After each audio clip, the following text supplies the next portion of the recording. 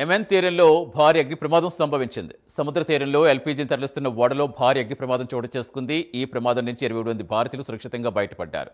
Houthi దాడి వల్లే పేలుడు జరిగిందనే ఊహాగానాలు వస్తున్నాయి. దీనిపై సమగ్ర దర్యాప్తు చేస్తున్నారు అధికారులు.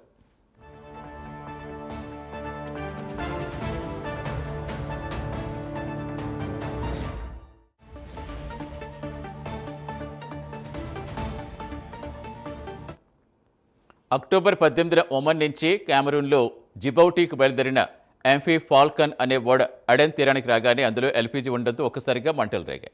గమనించిన EU నేవల్ ఫోర్స్ ఆపరేషన్ ఆస్పెడ్స్ అప్రమత్తమై సహాయ చర్యలు చేపట్టి 23 మంది భారతీయ సిబ్బందిని రక్షించారు. మరో ఇద్దరు గల్లంతు కాగా ఇంకో వ్యక్తి మంటల్లో చిక్కుకుపోయారు.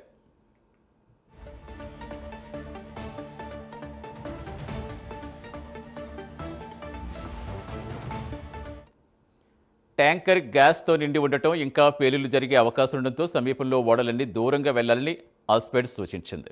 మంటలు ఇంకా పెరుగుతున్నాయని ప్రతి ఒక్కరు అప్రమత్తంగా ఉండాలని పేర్కొంది. మధ్య పాలస్తీనియన్లకు సంఘీభావంగా ఎర్ర సముద్రం కారిడార్ మీదుగా వెళుతున్న వాణిజ్య నౌకలు యెమెన్, హౌతీ తిరుగుబాటుదారులు లక్ష్యంగా చేసుకున్నారు. మరోవైపు తమకు ఎలాంటి సంబంధం లేదని హౌతీలు స్పష్టం చేశారు.